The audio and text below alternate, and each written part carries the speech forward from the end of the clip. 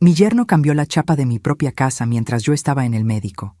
Cuando regresé, abrió la puerta con una sonrisa y dijo: «A partir de hoy, doña Graciela, usted necesita pedir permiso para salir. Es por su seguridad». Mi hija estaba a su lado, en silencio, evitando mi mirada. En ese momento, entendí que me había convertido en prisionera en la casa que construí con mis propias manos. Y lo peor aún estaba por venir. Pero antes de continuar, asegúrate de estar suscrito al canal y escribe en los comentarios: ¿desde dónde estás viendo este video? Nos encanta saber hasta dónde llegan nuestras historias. Me llamo Graciela, tengo 71 años y durante 42 años trabajé como enfermera en un hospital público del Seguro Social. Turnos nocturnos, fines de semana, días festivos. Cuidé de cientos de pacientes, sostuve manos de personas moribundas, consolé a familias destrozadas. Cuando me jubilé, hace 3 años, pensé que finalmente tendría paz en la casa que compré sola, ladrillo por ladrillo, con el dinero ganado con el sudor de décadas de trabajo. Esta casa no es grande ni lujosa. 3 recámaras, una sala sencilla, una cocina que remodelé 2 veces con mis propios ahorros, y un patio con un árbol de guayaba que planté cuando mi hija Marisol tenía 5 años. Pero cada centímetro de este lugar fue conquistado por mí.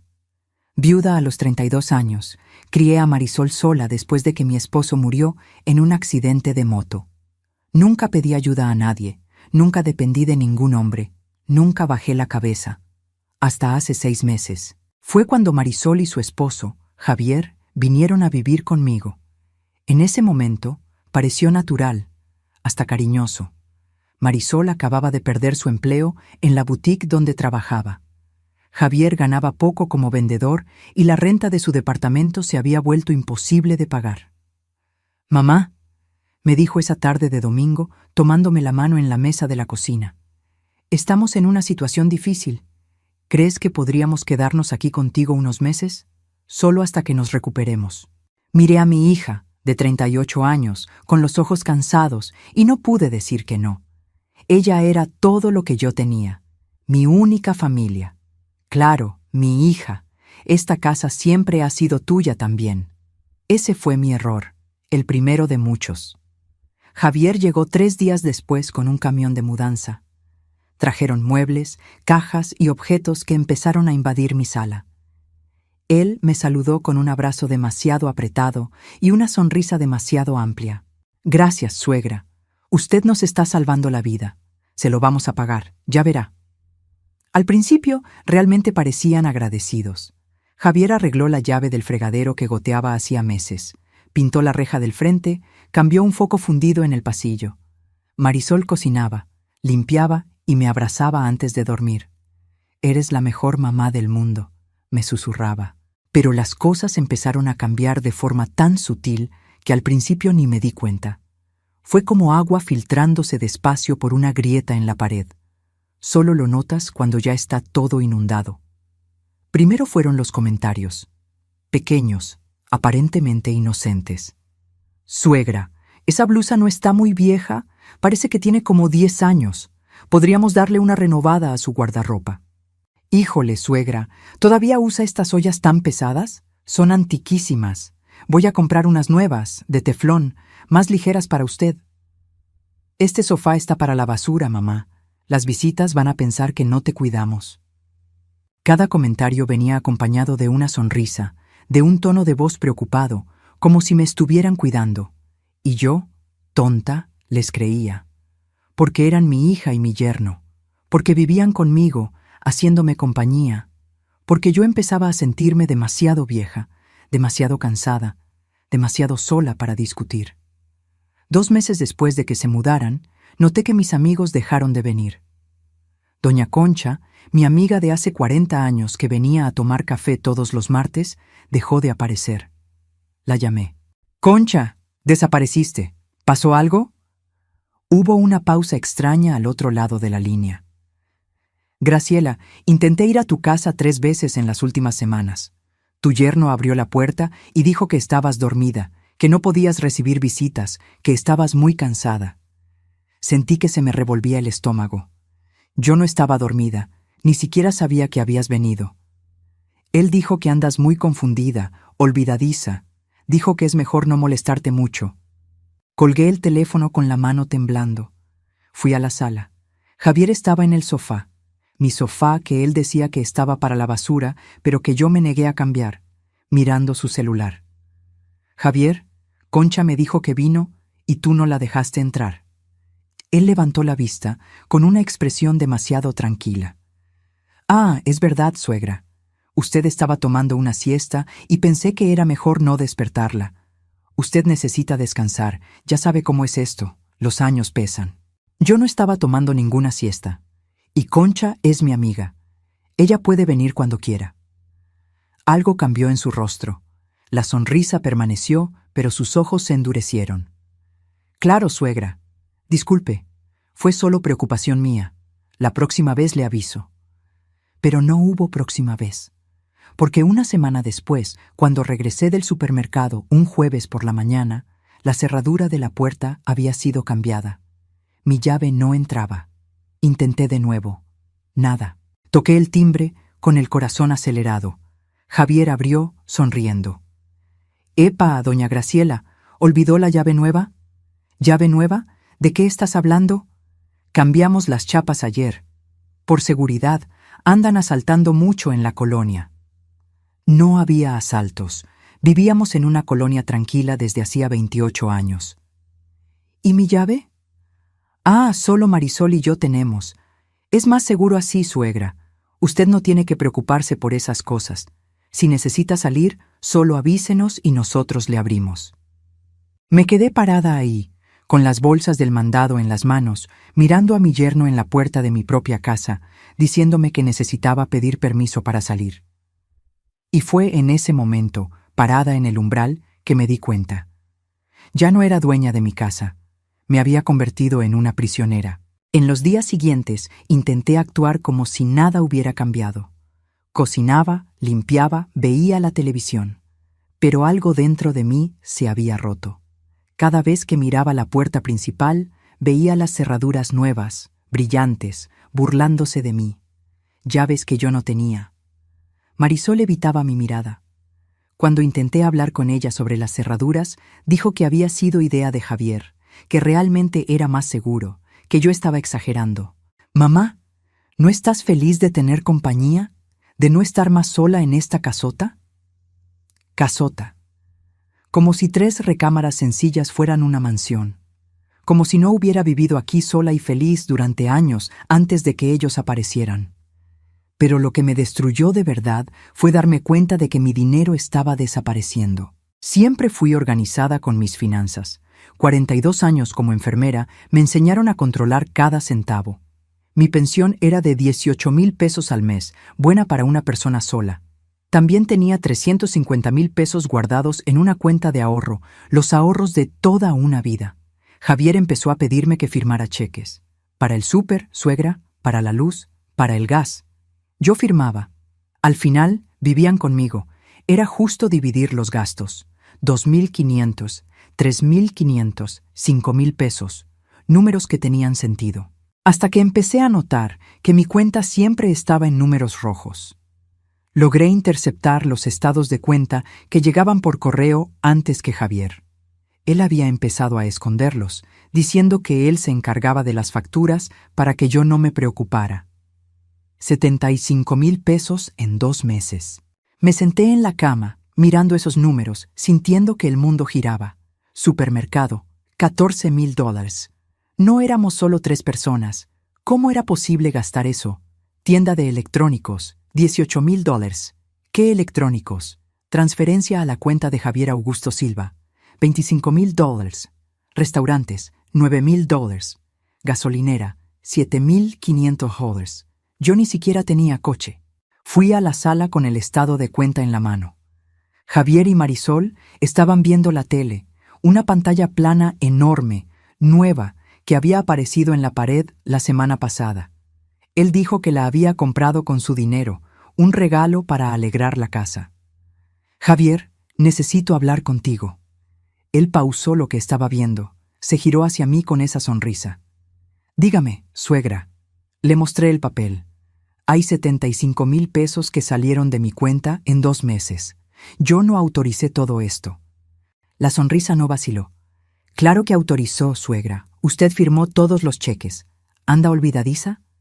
Yo firmé cheques para el súper, para los servicios, no de 25,000 pesos de transferencia para ti. Marisol se levantó, vino hacia mí, me puso la mano en el hombro.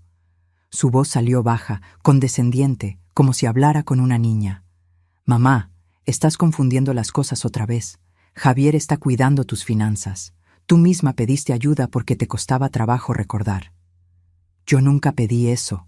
Sí lo pediste, mamá. Ella intercambió una mirada con Javier. ¿Te acuerdas ese día que se te olvidó pagar el agua? ¿Y cuando no encontrabas la chequera y pensaste que te la habían robado? Se me había olvidado pagar el agua una vez en 71 años de vida, y la chequera estaba en el fondo del cajón. Yo misma la había puesto ahí y lo olvidé. Cosas que le pasan a todo el mundo. Pero ellos estaban transformando eso en evidencia de que yo estaba senil. Mamá, continuó Marisol con voz demasiado suave, estamos aquí para cuidarte, para que no tengas que preocuparte por esas cosas. Todo está bajo control. Bajo su control. Intenté acceder a mi cuenta bancaria por la computadora, pero la contraseña había sido cambiada. Intenté llamar al banco, pero Javier apareció de la nada y me quitó el teléfono de la mano. Suegra, tranquila, yo me encargo, no necesita estresarse. Devuélveme ese teléfono, es mi dinero. Por primera vez vi que su rostro cambiaba por completo. La sonrisa desapareció. Sus ojos se pusieron helados. Escúcheme bien. Su voz salió baja, amenazante. Usted está viviendo aquí con nosotros, usando agua, luz, comida que yo pago. ¿Cree que eso es gratis? ¿Cree que es caridad? La estamos cuidando y debería agradecer en vez de estar inventando estas cosas. Marisol no dijo nada. Solo se quedó ahí, mirando al suelo. Marisol, mi voz se quebró. Hija, ¿estás viendo esto? Ella levantó la vista. Y lo que vi allí me destruyó. Ya no era mi hija, era una extraña, mirándome con lástima mezclada con irritación. Mamá, ya basta. Javier tiene razón. Estás siendo una malagradecida. Malagradecida. Malagradecida en mi propia casa, por cuestionar a dónde se estaba yendo mi propio dinero. Esa noche, acostada en mi cama, en mi recámara principal que todavía era mía, miré al techo y me di cuenta. Me estaban robando. Sistemáticamente, deliberadamente. Y estaban usando a mi hija para hacerlo. Pero yo no sabía aún que lo peor estaba por venir. Porque 2 semanas después, cuando regresé de una consulta médica a la que Javier insistió en llevarme, descubrí que habían cambiado mi cuarto. Mis cosas estaban todas apiladas en el cuarto de servicio, al fondo del patio. Ese cuarto minúsculo de 2 por 2 metros, que siempre usé como bodega, lleno de cajas viejas y humedad en las paredes. ¿Qué está pasando? Me detuve en la puerta de mi antigua recámara. Había sido completamente transformada. Cama nueva, closet nuevo, todo decorado. Javier salió de adentro, sonriendo. Ah, doña Graciela, es que necesitábamos más espacio, y ese cuartito del fondo es mejor para usted. Más calientito, más acogedor. Ya llevamos sus cosas para allá. Esta es mi recámara desde hace 28 años. Era suegra, pero ahora la necesitamos nosotros. Usted entiende, ¿verdad? Fui hasta el cuarto de servicio. Mis ropas estaban tiradas en cajas de cartón. Mi colchón, ese ortopédico que compré después de una cirugía de columna, había desaparecido. En su lugar, un colchón delgado, viejo, manchado. La ventana era minúscula. El olor a humedad se pegaba en la garganta. La pared tenía manchas oscuras de moho. Había un foco colgando del techo, sin pantalla, balanceándose en un cable pelado. Me senté en la orilla de ese colchón horrible y lloré. Lloré por mi casa, por mi dinero, por mi hija que me había traicionado, por mi dignidad que estaba siendo aplastada día tras día. Pero en medio de las lágrimas, algo empezó a crecer. Rabia. No la rabia que te paraliza, la rabia que te mueve. Porque yo Graciela Cristina Álvarez, enfermera jubilada, viuda guerrera, mujer que crió a una hija sola, que compró una casa sola, que sobrevivió a 42 años de guardias nocturnas y pacientes muriendo en mis manos. Yo no iba a dejar que 2 parásitos destruyeran todo lo que construí. Esa noche, mientras Javier y Marisol dormían en mi antigua recámara, empecé a trazar un plan, y en los siguientes 2 meses aprendí a ser invisible, a observar, a documentar cada movimiento de ellos. Porque si había una cosa que mis años de enfermería me enseñaron, era paciencia y precisión. Desperté a la mañana siguiente con el cuerpo adolorido. Aquel colchón delgado era una tortura para mi columna que ya tenía problemas. Miré alrededor del cuartucho y sentí el moho entrando en mis pulmones con cada respiración. Pero había tomado una decisión durante la noche. Si iba a salir de esta situación, necesitaba ser inteligente. No podía confrontar a Javier y Marisol de frente. Ellos tenían el control de la casa, de mi dinero, y mi propia hija estaba de su lado. Necesitaba pruebas, necesitaba aliados, necesitaba un plan. Me levanté, me puse una ropa vieja a propósito y fui a la cocina. Javier estaba tomando café, con el periódico abierto en la mesa. Mi mesa, usando mi taza favorita, esa de Talavera que me regaló mi madre. «Buenos días, suegra». Sonrisa amplia. «¿Durmió bien en el cuartito?» Respiré hondo, me tragué el coraje. «Dormí, gracias». Él me miró de arriba a abajo. «Trae una cara de cansada. ¿Quiere que le haga una cita con el médico?» «No hace falta, estoy bien». Agarré pan, mantequilla, me hice un café de olla. Noté que había compras nuevas en el refrigerador. Quesos importados, vinos caros, jamón serrano, cosas que yo nunca compraba porque eran carísimas. Todo comprado con mi dinero. Marisol apareció en bata, despeinada, bostezando. Apenas me miró, fue directo al refri, agarró un jugo de naranja orgánico que costaba 80 pesos la botella.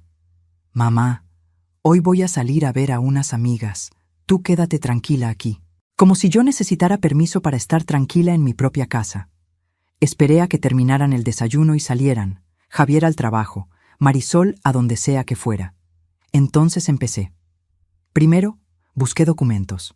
Sabía que Javier guardaba cosas importantes en algún lugar. Revolví cajones discretamente, armarios, hasta encontrarla.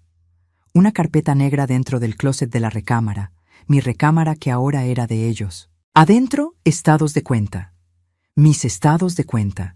Y descubrí que era peor de lo que pensaba. No eran 75,000 pesos, eran 180,000 pesos en 3 meses. Transferencias, retiros, compras. Javier había sacado una tarjeta de crédito adicional a mi cuenta que yo nunca autoricé. El límite era de 60,000 pesos y estaba todo topado. Compras en tiendas departamentales, restaurantes de lujo, hasta un viaje a Acapulco que hicieron el mes pasado, diciendo que era con el dinero que Javier había recibido de una comisión. Mentira. Todo mentira. Fotografié cada página con mi celular viejo. Javier me había dado un smartphone nuevo, más moderno, diciendo que era más fácil de usar. Pero yo mantuve el antiguo escondido en el fondo de una caja en el cuarto de servicio. Un celular viejo que ellos ni sabían que existía. Seguí buscando y encontré más. Conversaciones impresas, correos electrónicos entre Javier y Marisol. Se me revolvió el estómago al leer. «Amor, la vieja todavía tiene como 300,000 en la cuenta de ahorro. Si logramos transferir todo a nuestra cuenta, podemos dar el enganche para un depa». «¿Pero y si se da cuenta?» «No se va a dar cuenta. Está cada vez más confundida. El otro día olvidó dónde puso los lentes. En un rato más logramos internarla, diciendo que tiene Alzheimer. Ahí va a ser más fácil todavía». Internar. Estaban planeando internarme en un asilo o clínica psiquiátrica para quedarse con todo. Mis manos temblaban tanto que casi se me cae el celular. Pero fotografié todo. Cada correo, cada chat, cada transferencia bancaria. Después busqué más. En el fondo de la carpeta hallé un documento que me heló la sangre. Un poder notarial. Con mi firma. O mejor dicho, con lo que parecía ser mi firma. Miré de cerca. La inclinación estaba mal. Yo siempre firmé con la letra inclinada hacia la izquierda, reflejo de haberme roto la muñeca derecha hace años y haber reaprendido a escribir. Esa firma estaba inclinada a la derecha. Era falsa. Javier había falsificado un poder notarial dándose poderes completos sobre mi vida financiera. Y había más. Un borrador de contrato de compraventa. De mi casa.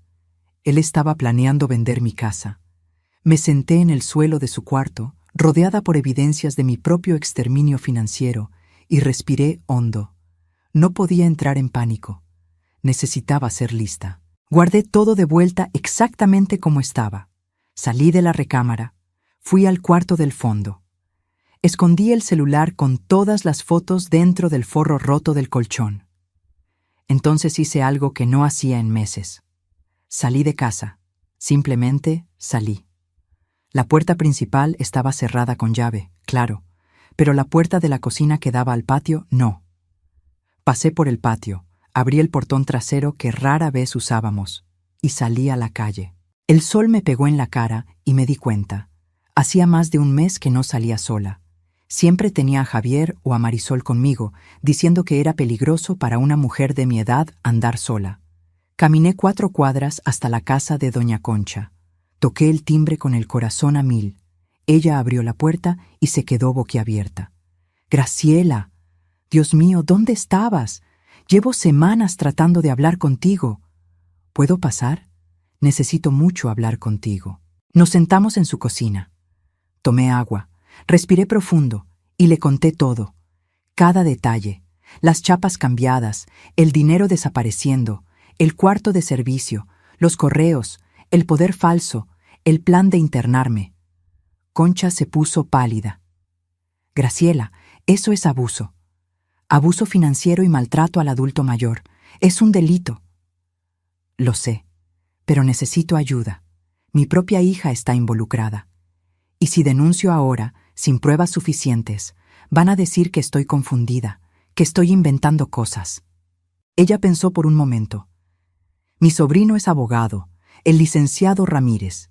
Se especializa en derecho familiar y delitos contra personas mayores. Déjame llamarle». Hicimos cita para el día siguiente. Concha dijo que iba a inventar cualquier excusa si Javier o Marisol preguntaban, que yo había ido al médico con ella, cualquier cosa. Regresé a casa por el mismo camino, portón trasero, patio, cocina. Javier llegó media hora después. «Suegra, ¿dónde andaba?», le marqué y no contestó. Mi celular, el nuevo que él me había dado, estaba encima de la mesa de la cocina. A propósito. Estaba en el patio, viendo el guayabo. No lo escuché sonar.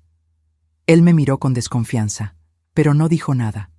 Esa noche, acostada en el colchón delgado que me destruía la espalda, mirando el techo manchado de moho, pensé en todo lo que había perdido en 3 meses. Mi casa, mi dinero, mi dignidad, mi hija. Pero también pensé en lo que todavía tenía, mi mente, mi determinación, y ahora, pruebas. Al día siguiente, salí de nuevo por el patio cuando ellos creían que yo dormía. Concha me llevó al despacho de su sobrino, el licenciado Roberto Ramírez. Era joven, unos 40 años, pero sus ojos eran inteligentes, expertos. Le enseñé las fotos. Le conté todo. Él iba anotando en silencio. Cuando terminé, me miró con una expresión que mezclaba rabia y determinación. «Doña Graciela, usted está siendo víctima de abuso de confianza, falsificación de documentos, privación ilegal de la libertad y fraude. Son delitos graves». «Lo sé. ¿Y mi hija? ¿Ella va a ir a la cárcel también?». Él suspiró. «Depende. Si ella estaba consciente y participando activamente, sí. Pero necesitamos más pruebas.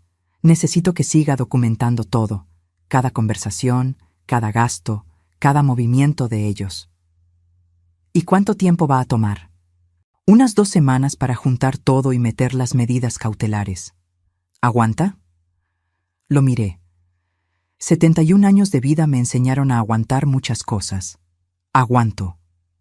Las 2 semanas siguientes fueron las más difíciles de mi vida. Tuve que fingir que nada pasaba, que yo seguía siendo la viejita confundida y manipulable que ellos creían que era. Hasta exageré. Empecé a preguntar las cosas 2 veces, a olvidar nombres a propósito, a parecer más frágil. A Javier le encantó. Bajó la guardia completamente. Dejaba documentos tirados. Hablaba por teléfono sin cerrar la puerta. Una vez lo escuché platicando con alguien sobre vender mi casa en 2.500.000 pesos, repartirse el dinero y deshacerse del problema. El problema era yo. Grabé la conversación en el celular viejo. Temblaba tanto que casi se me cae el aparato, pero lo logré. Marisol estaba cada vez más distante. Apenas me miraba. Salía temprano, volvía tarde, siempre con bolsas de compras, ropa nueva, zapatos caros, todo pagado con mi dinero. Una tarde, llegó con una chamarra de piel que debía costar unos 12.000 pesos. Cuando la elogié, tratando de mantener la plática normal, ella solo dijo: «Ah, Javier me la regaló». Regalo comprado con dinero robado de mí. El licenciado Roberto me llamaba todos los días al celular viejo, siempre a la hora que él sabía que ellos estaban fuera. Iba armando la carpeta de investigación, juntando documentos, preparando todo. Una semana más, doña Graciela. Aguante una semana más. Pero algo pasó que aceleró todo. Un jueves por la noche, Javier llegó a casa diferente. Agitado, nervioso. Marisol también estaba rara, mirándolo con una expresión que no logré descifrar. Cenamos en silencio. O mejor dicho, ellos cenaron en el comedor, usando mi vajilla de plata que me dejó mi abuela. Yo comí en el cuarto de servicio, como se había vuelto rutina. Un plato de comida que Marisol me trajo, frío, pequeño. Sobras. Alrededor de las 10 de la noche, escuché voces alteradas en la sala. Me acerqué despacio a la puerta del cuartito, pegué la oreja. Tiene que ser ahora, Marisol. La inmobiliaria ya encontró un comprador. Pero ella nunca va a firmar las escrituras, Javier. Aunque esté confundida, no lo va a hacer. No hace falta. Ya falsifiqué la firma antes. Puedo hacerlo de nuevo. Se me paró el corazón. ¿Y si descubren que la firma es falsa? La voz de Marisol temblaba. No van a descubrir nada. Y cuando lo descubran, si es que lo hacen, ya vamos a estar lejos. Vendemos la casa, agarramos los 2,5 millones, más los 300,000 que quedan en el ahorro, son casi 3 millones. Compramos un departamento en otro estado, empezamos de cero. ¿Y mi mamá? Silencio. Luego la voz de Javier, baja, fría. Tu mamá se va a un asilo. Ya encontré uno que acepta casos de Alzheimer. Cuesta $15,000 al mes, pero así queda bien cuidada. Asilo. Me iban a encerrar para quedarse con todo. Escuché pasos. Me alejé de la puerta corriendo. Me acosté en la cama. Fingí estar dormida. La puerta del cuarto se abrió. La luz del pasillo entró. Sentí a Javier observándome. Mantuve los ojos cerrados, la respiración controlada. Está dormida, murmuró. La puerta se cerró. Esperé 5 minutos, 10, 15. Cuando estuve segura de que se habían ido a su recámara, saqué el celular viejo de abajo del colchón y llamé al licenciado Roberto. Contestó al segundo timbrazo. «Doña Graciela, son las 11 de la noche, ¿pasó algo?» Le conté de la conversación, del plan de vender la casa, de internarme. «Van a actuar rápido, licenciado. No tenemos más tiempo». Lo escuché respirar hondo del otro lado. «Está bien. Mañana temprano voy a solicitar una medida cautelar de urgencia.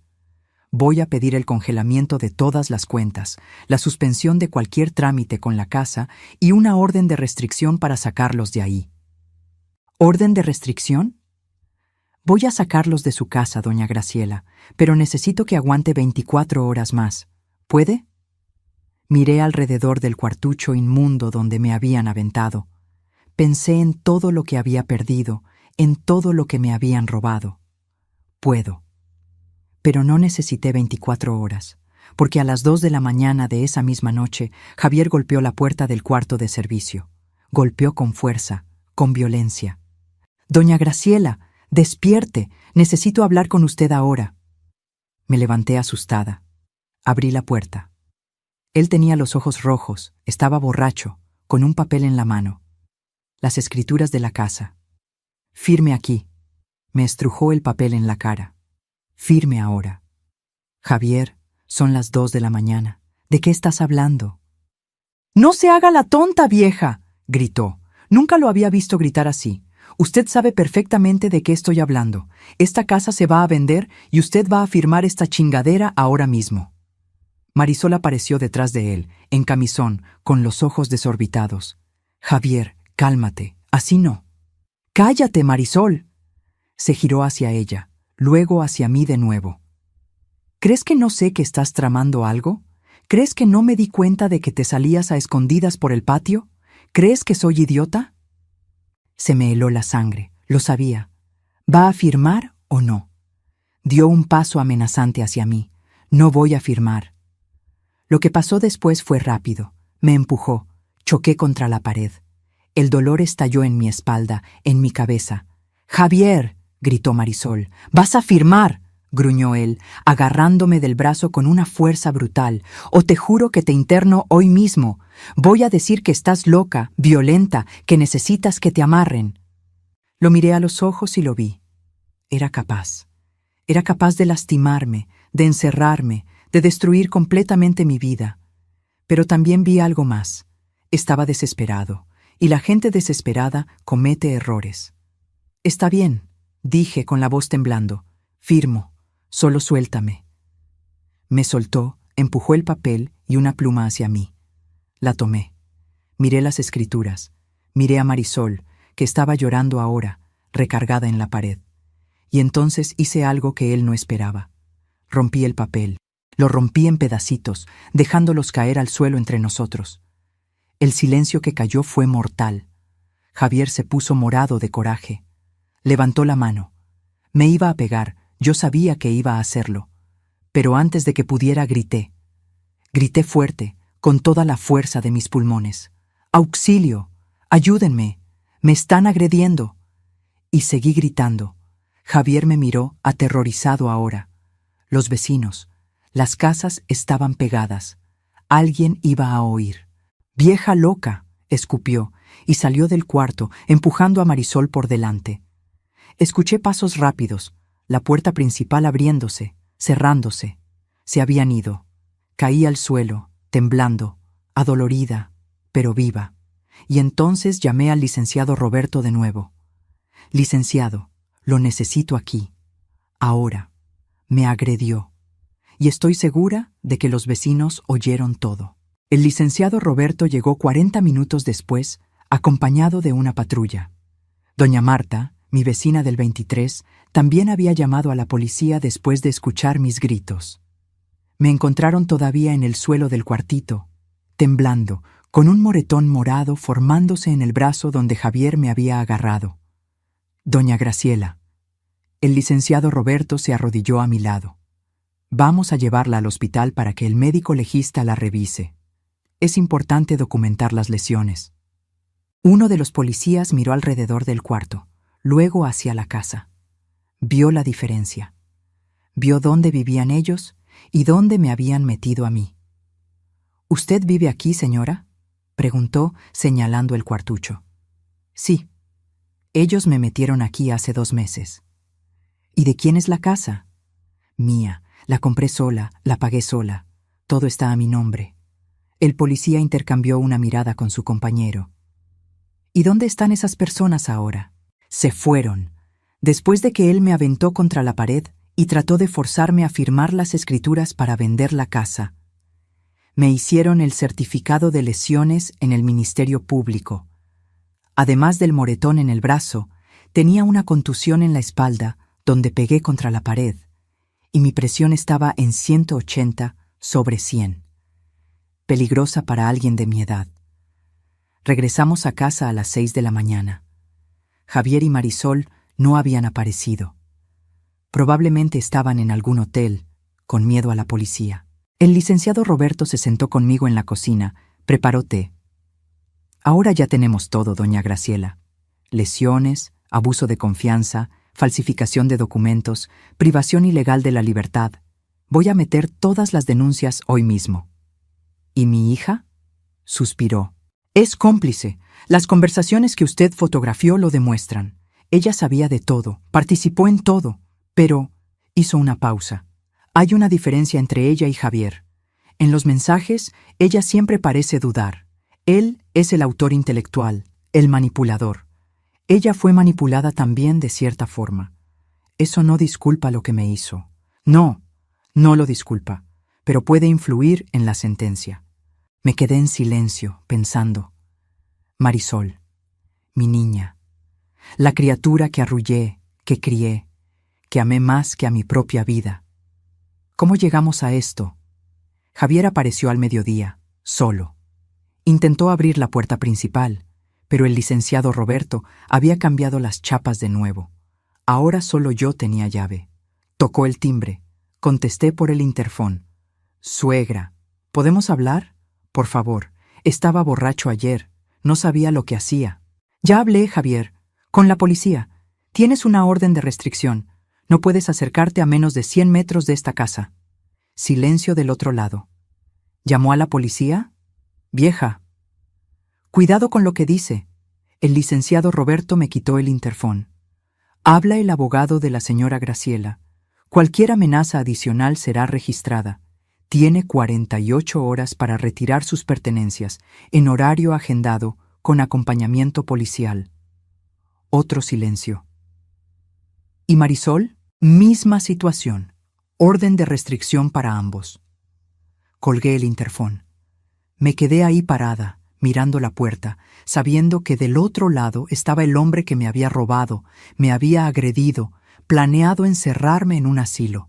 Y de alguna forma, extrañamente, sentí alivio. En los días siguientes, el licenciado Roberto trabajó rápido.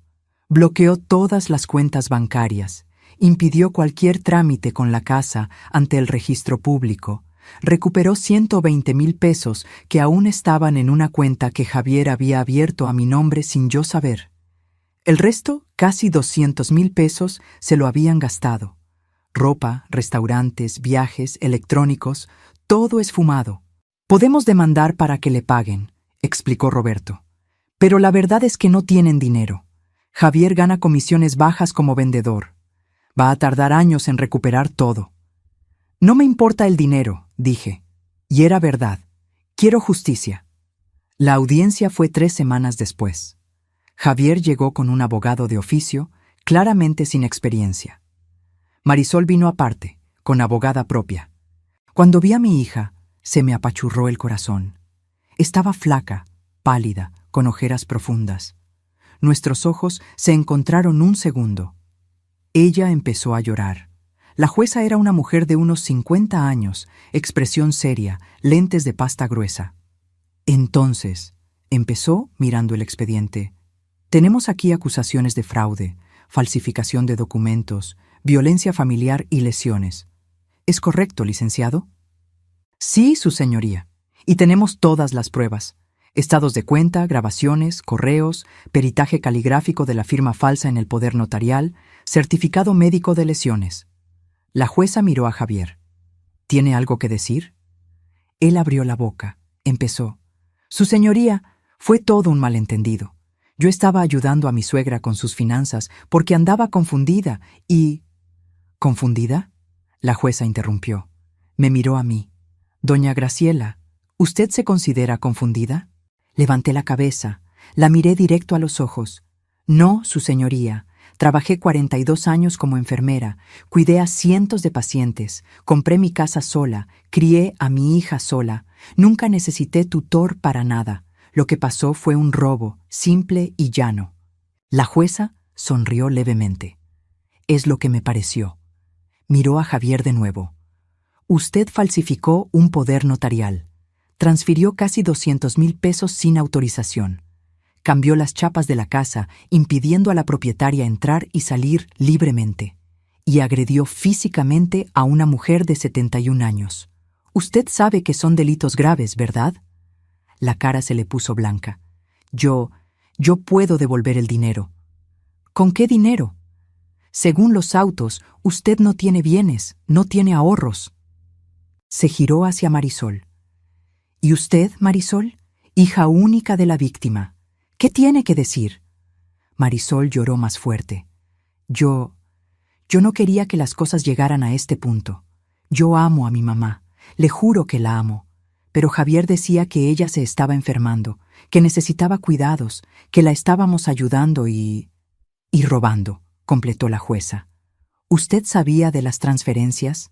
¿De la venta de las antigüedades? Marisol bajó la cabeza. Sabía. ¿Y no le pareció mal? ¿Yo? Javier decía que era para nuestro futuro, que mi mamá no necesitaba tanto dinero, que robarle a su propia madre era aceptable. La jueza suspiró. Aquí no va a haber acuerdo. Voy a dictar sentencia conforme a derecho. Y ustedes dos, miró a Javier y Marisol, deberían rezar. La sentencia salió 4 meses después. El proceso fue rápido porque las pruebas eran irrefutables. Fotos, grabaciones, estados de cuenta, peritaje de la firma.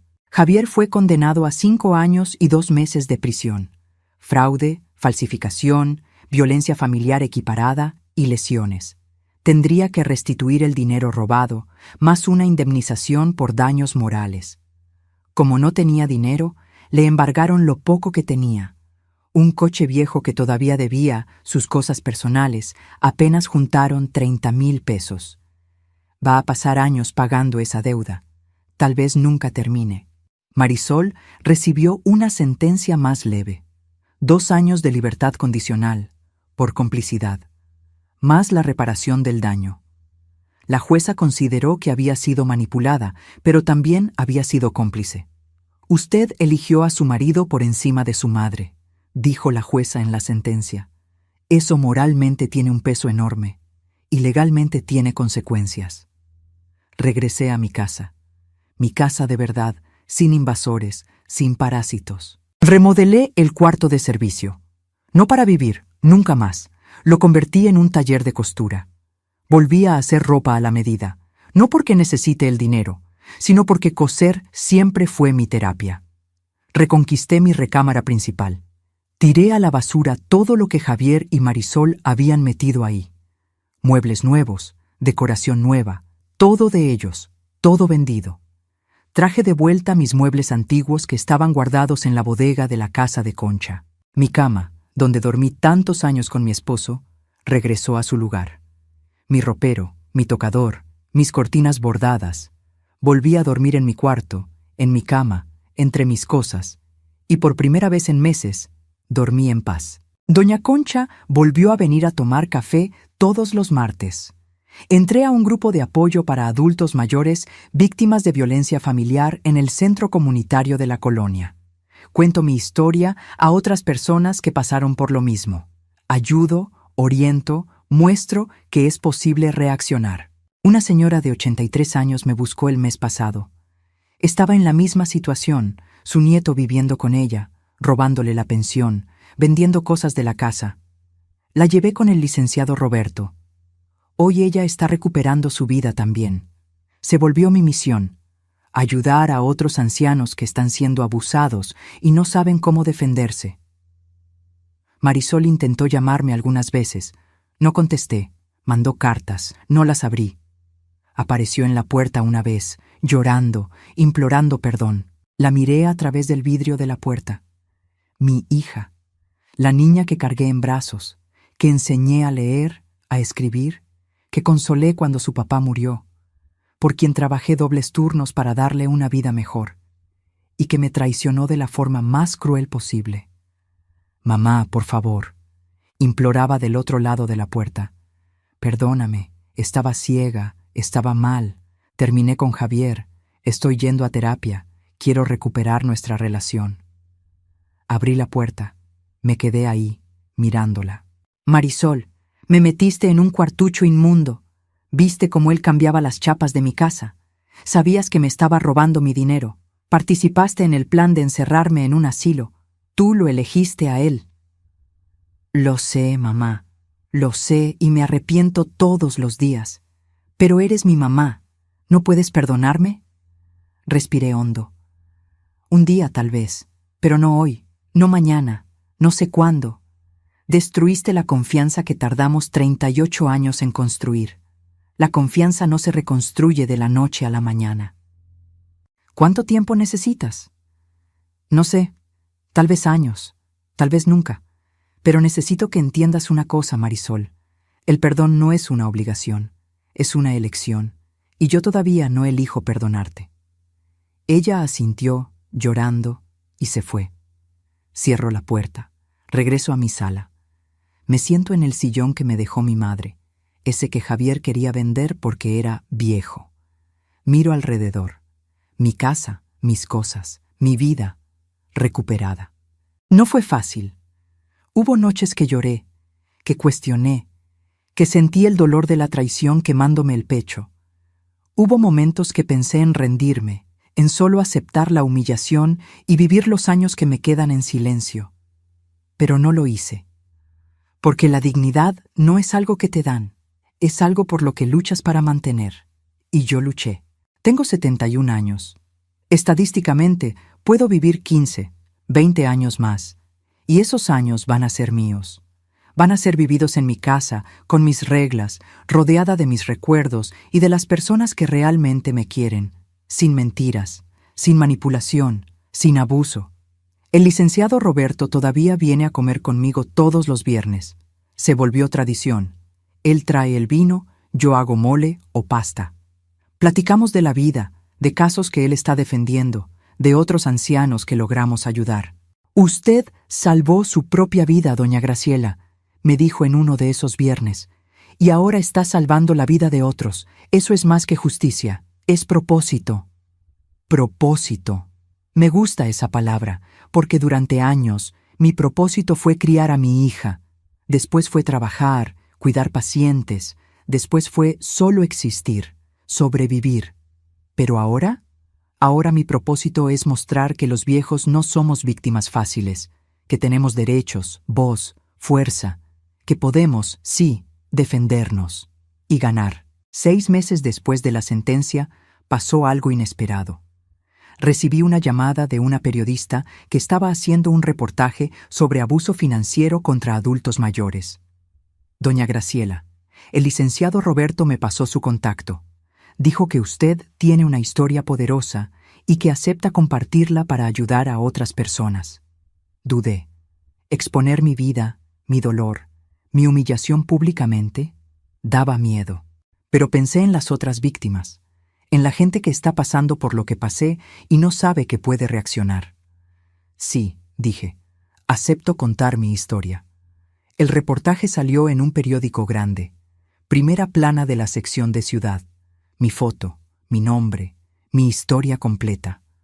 Cómo fui robada por mi propia hija y mi yerno, cómo fui refundida en un cuarto de servicio, cómo casi fui internada en un psiquiátrico, y cómo peleé de vuelta. La repercusión fue inmensa. Mi teléfono no paró de sonar durante una semana. Gente queriendo contar historias similares. Ancianos pidiendo ayuda. Hijos pidiendo disculpas por haber hecho cosas parecidas con sus padres. Un canal de televisión me buscó para una entrevista. Acepté. Me senté en ese estudio, con las cámaras apuntándome, y conté todo de nuevo. ¿Qué le diría a otros adultos mayores que están pasando por una situación similar?, preguntó la conductora. Miré directo a la cámara. Que no están solos, que el abuso no es amor, que el control no es cuidado, y que ustedes tienen derechos, tienen voz, tienen fuerza. Busquen ayuda, llamen a la policía, busquen un abogado, no acepten ser tratados como objetos desechables en manos de personas que deberían protegerlos. Cuando el programa salió al aire, mi teléfono explotó de nuevo. Cientos de mensajes, correos, cartas. Una señora de 75 años escribió: «Gracias por darme el valor para denunciar a mi hijo. Pensé que estaba sola. Pensé que nadie me iba a creer». Otra, de 68 años. Mi nuera estaba haciendo exactamente lo mismo conmigo. Vi su entrevista y al día siguiente llamé a la policía. Ahora estoy recuperando mi vida. Cada mensaje me emocionaba. Cada historia me recordaba por qué había elegido exponer la mía. El licenciado Roberto creó un proyecto pro bono en su despacho, exclusivo para casos de abuso contra ancianos. Ya ayudó a más de 30 personas en 6 meses. Usted empezó un movimiento, doña Graciela, me dijo. La gente está despertando ante este problema. Empecé a dar pláticas. centros comunitarios, asociaciones de jubilados, iglesias. Siempre gratis, siempre con el mismo objetivo: educar, alertar, empoderar. Conozcan sus derechos, digo en cada charla. Conozcan la ley. Sepan que el abuso de confianza es delito. Sepan que la falsificación es delito. Sepan que la privación de libertad es delito.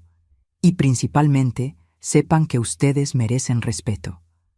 Algunas personas me preguntan si no tengo miedo de represalias, si no tengo miedo de que Javier salga de la cárcel y venga por mí. No, respondo, porque ahora ya no estoy sola. Tengo una red de apoyo, tengo amigos, abogado, visibilidad, y principalmente tengo mi propia fuerza de vuelta. 9 meses después de la sentencia, Marisol apareció de nuevo. Esta vez no golpeó la puerta llorando. Envió una carta. La abrí con las manos temblorosas. Mamá, sé que no merezco tu perdón. Sé que lo que hice fue imperdonable. Pero necesito que sepas que todos los días despierto odiándome por lo que te hice. Terminé con Javier el día de la sentencia. Estoy yendo a terapia desde hace 7 meses. Estoy trabajando de nuevo, pagando mi propia vida, tratando de entender cómo me convertí en la persona que fui. No espero que me perdones. Solo espero que un día puedas mirarme sin sentir asco. Y que sepas que la niña que criaste todavía existe aquí adentro, enterrada bajo capas de errores y vergüenza. Voy a pasar el resto de mi vida tratando de ser mejor, aunque nunca lo veas, aunque nunca lo sepas. Te amo, mamá. Siempre te amé, incluso cuando te traicioné. Marisol. Lloré leyendo esa carta. Lloré por mi hija perdida, por la relación destruida, por lo que pudo haber sido y no fue. Pero no respondí. Todavía no estaba lista. Hoy hace 1 año que reconquisté mi casa. 1 año desde que Javier fue preso. 1 año desde que Marisol salió de mi vida. Estoy sentada en el patio, regando el guayabo. Está cargado de frutas, amarillas, dulces. Corto algunas. Me las como ahí mismo, sintiendo el sabor de la infancia de Marisol, de los domingos en familia que tuvimos antes de que todo se derrumbara. A veces la extraño, a mi niña, no a la mujer que me traicionó, sino a la niña que fue. Y me pregunto si un día voy a lograr separar a una de la otra. El licenciado Roberto dice que el perdón es un proceso, no un evento, que no pasa en un día, en una decisión, pasa en capas, despacio, cuando menos lo esperas. Tal vez tenga razón, porque ayer, por primera vez en 1 año, agarré el teléfono y marqué su número. No llamé, solo marqué los dígitos, me quedé ahí, mirando la pantalla, con el dedo sobre el botón de llamar, y no apreté, pero tampoco borré el número. Es un comienzo, creo. Entré a un curso de pintura, siempre quise aprender y nunca tuve tiempo. Ahora tengo. Pinto flores, paisajes, el guayabo de mi patio. No soy buena, pero no importa. Es mío, es mi elección, es mi alegría. Volví a frecuentar la iglesia, después de años alejada. No por religión necesariamente, sino por la comunidad, por la gente, por la conexión. Hice amigos nuevos, gente de mi edad que entiende, que respeta, que no quiere nada más que compañía genuina. Y descubrí que soledad y solitud son cosas completamente diferentes. Soledad es vacía. Es el cuarto de servicio, el moho, el silencio que aplasta. Solitud es plena. Es elegir estar sola porque es bueno. Es paz, es libertad. Aprendí a amar mi solitud. Sigo ayudando a otros ancianos. Sigo dando pláticas. Sigo trabajando con el licenciado Roberto en los casos pro bono. Ya son más de 60 personas a las que ayudamos a librarse de situaciones abusivas. Cada una de esas historias podría ser la mía. Y eso me recuerda todos los días la suerte que tuve de haber reaccionado, de haber luchado, de haber ganado. Porque no todos tienen esa suerte. Algunos mueren en cuartos inmundos, aislados, robados, olvidados. Algunos nunca encuentran al licenciado Roberto de sus vidas. Por eso sigo luchando, no solo por mí, sino por ellos. Si estás leyendo esto, o mejor, viendo esto, y reconoces esta historia en tu vida o en la vida de alguien que amas, sábete. No estás solo. El abuso contra adultos mayores es real, es cruel, es más común de lo que imaginamos. Pero también sábete, puedes reaccionar, puedes buscar ayuda, puedes recuperar tu vida. Nunca es tarde para levantarse, nunca es tarde para decir no, nunca es tarde para recuperar tu dignidad. Y si eres hijo, hija, nieto, nieta, mira a los ancianos a tu alrededor. Realmente míralos. Pregunta si están bien, de verdad bien, porque a veces la persona está gritando por ayuda en silencio y solo necesita a alguien que escuche. ¿Y yo? Yo voy a seguir viviendo, cosiendo, pintando, ayudando a otros, regando mi guayabo. Voy a seguir siendo Graciela, no la víctima, no la pobrecita, no la vieja confundida que intentaron crear, sino la Graciela fuerte, independiente, guerrera. La Graciela que construyó una vida con sus propias manos y que, cuando esa vida fue atacada, peleó de vuelta y ganó. Porque la dignidad no es algo que te dan, es algo que reclamas, es algo que proteges, es algo que nunca, nunca dejas que nadie te quite. ¿Y yo? Yo recuperé la mía y voy a guardarla por el resto de mis días. Ahora, si te gustó esta historia, haz clic en suscribirse y dime en los comentarios qué parte te dejó con la boca abierta. Y no olvides convertirte en miembro para tener acceso a videos exclusivos que no subo aquí. Te espero allá.